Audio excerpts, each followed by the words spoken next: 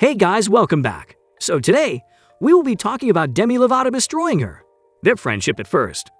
Born a month apart in 1992, they first collaborated on Barney and Friends 10 years later, Lovato as Angela and Gomez as Gina. As they and a few of their peers sang, cooperated, used their imaginations, and otherwise appeared enthused by a talking plush purple dinosaur.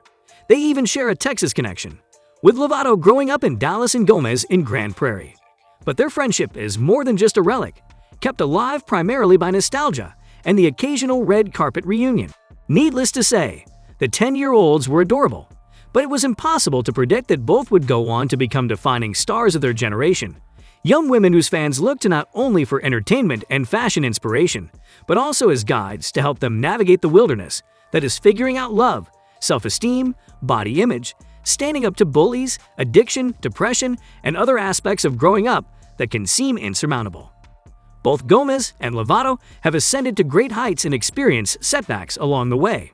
When their respective issues were on the verge of winning, both sought treatment. They haven't always been there for each other, just as any two non-celebrity friends whose paths have crossed don't always know what's going on behind the other's back. Their bond, however, endures because they simply get each other. Demi and Selena love each other and will always love each other, Diana de la Garza, Lovato's mother, told People in February. She added, recalling all of the time the girls spent together as children, including many hours of auditions. They began their journey together. We had a lot of fun together. They will always be in love with each other. Nothing will ever be able to separate them. That could be a mother's rosy-eyed recollection, but don't mothers have the best memories? We enjoy doing everything together, Gomez told People in 2009 for a story about the Princess Protection Program BFF co-stars. But our favorite thing to do is just hang out at each other's houses. Definitely, Lovato added. We enjoy watching movies as well. For example, on Halloween, we watched a lot of scary movies together. It was fantastic. They agreed that Kelly Clarkson's Since You've Been Gone was their girl power song, with Gomez preferring Zac Efron and Lovato preferring Robert Pattinson. That song has gotten us through good times and bad times, Gomez said. However, the teenagers were already accustomed to the ways of the entertainment machine and refused to divulge anything that could be misconstrued as fodder for a feud.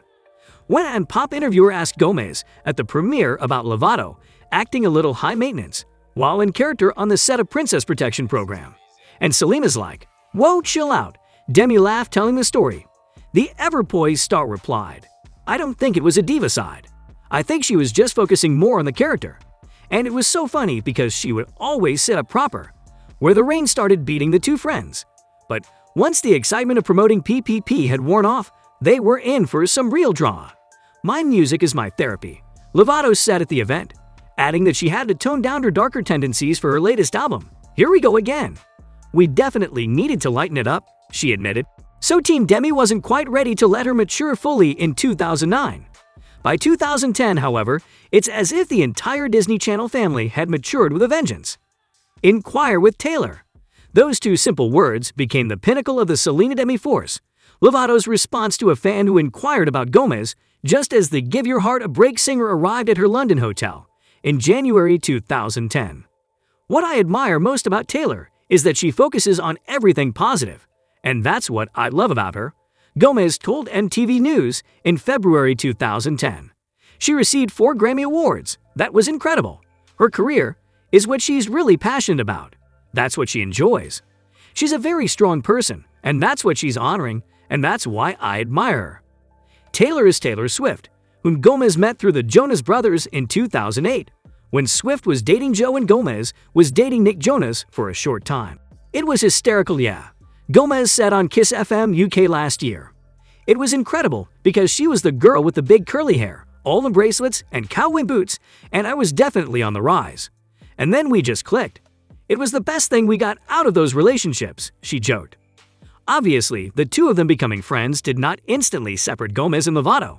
It took over a year before there appeared to be a Swift-shaped hole in the proceedings.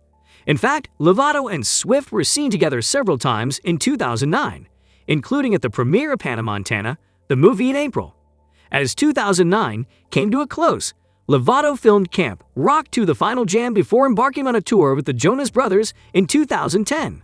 She and Joe also dated for a month or two, as she later recalled. In a June 2010 interview with Girls Life, Lovato mentioned Miley Cyrus as someone she turned to in times of crisis. "I can text her that I'm crying and stressed, and she'll respond. Okay, here's what you do." "She's the most adorable thing in the world," Lovato stated. When asked about Gomez, she said, "We're both busy, and I wish her the best." True friends do not allow their friends or family to be cruel to you. You can't be friends with someone if you can't trust them. Effects on Demi Lovato. Lovato, it turned out, was on a downward spiral. Lovato, who was battling substance addiction, an eating disorder, and a self-harm habit, finally snapped in Peru in November when she punched one of the tour dancers in the face. That accelerated her first visit to rehab. "I couldn't go 30 minutes to an hour without cocaine, and I'd bring it on planes," Lovato admitted to Access Hollywood in 2013. "I'd basically smuggle it and wait until everyone in first class went to sleep, then do it right there. I'd go to the bathroom and do it. And that was even with someone with me. I had a sober companion, someone who was watching me and living with me 24 hours a day, 7 days a week." In the meantime, Gomez's A Year Without Rain tour began in October 2010. But according to Lovato, Gomez was one of the few people who reached out to her during that incredibly difficult time, along with Nick Jonas, Miley Cyrus, and Swift. "Taylor Swift sent me an email that said, 'Hey, I'm not sure if you have a phone right now, but are you okay?'" Lovato stated. "Nick, especially, always he's been there for me," Lovato said of the friends who came through for her. "And Selena, because she called me crying while I was in there, and she was just so worried. Look, I should be the one crying. It's all good, I thought, but she was so worried, and we've been worried about her ever since."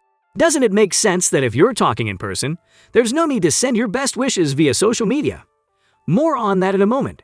Despite the fact that Lovato's crisis may have helped her and Gomez reconnect, she continued to give Swift the proverbial side eye. "A lot of celebrities don't open up to their fans. They just tell them what they want to hear," Lovato, whose unabashedly autobiographical 2011 album Unbroken, said on the radio that year. "They don't really tell them things that will help them in their lives. They just flaunt around a boyfriend and sell a couple of albums. That is not the focus of my career." Then, as part of her ongoing battle with addiction, Lovato rented a room in a sober living house and stayed for more than a year, including while working on The X Factor. And no one outside her inner circle was aware of it until January 2013. Earlier that spring, after Gomez released Come and Get It, Lovato told MTV that she loved her friend's single and thought Gomez's success was fantastic. "And we've been through a lot together," she added. "We've had periods where we grew apart and we just didn't really talk. But now I think we're at a point where, we realize that life is so short and that when you have people in your life who love you so much, you should just be around them all the time. She's going to be a big sister, and I want to be there to witness it." So, please share your thoughts with us in the comments section below.